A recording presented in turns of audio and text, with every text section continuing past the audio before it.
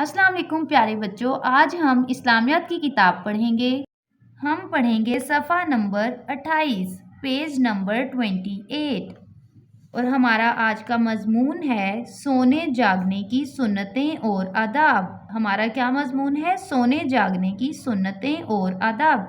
जैसा कि प्यारे बच्चों आप जानते हैं, इस्लाम एक ऐसा मज़हब है जो हमें ज़िंदगी गुजारने का हर तरीका सिखाता है, चाहे वो किसी से मिलना हो, शुक्रिया अदा करना हो या फिर सोने जागने के आदाब हों। हमें इस्लाम हर तरह से हर किस्म की आगाही देता है। इसी तरह हम आज के सबक में पढ़ने वाले हैं, हमें सोते और जागते वक़्त क्या करना चाहिए, हमें कैसे सोना चाहिए और कौन सी दुआएं हमें पढ़नी चाहिए। आप यहाँ पे देखें, हमारा पहला सवाल है, हमें किस तरह नहीं सोना चाहिए।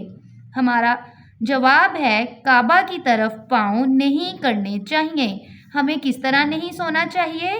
काबा की तरफ पाँव नहीं करने चाहिए और उल्टा नहीं सोना चाहिए। उल्टा नहीं सोना चाहिए।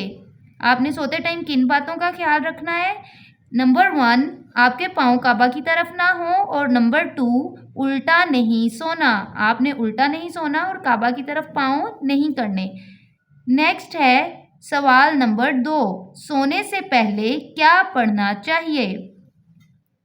कलमा पढ़ें फिर ये दुआ पढ़ें। आपने सोने से पहले कलमा पढ़ना है और फिर ये दुआ पढ़नी है।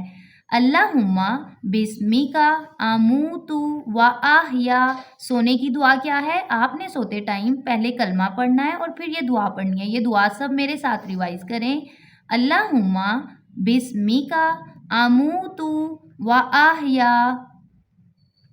प्यारे बच्चों, आज के लिए हमारे यही 2 सवाल हैं, आपने इन्हें याद करना है। अपना ख्याल रखिएगा। अल्लाह हाफिज़।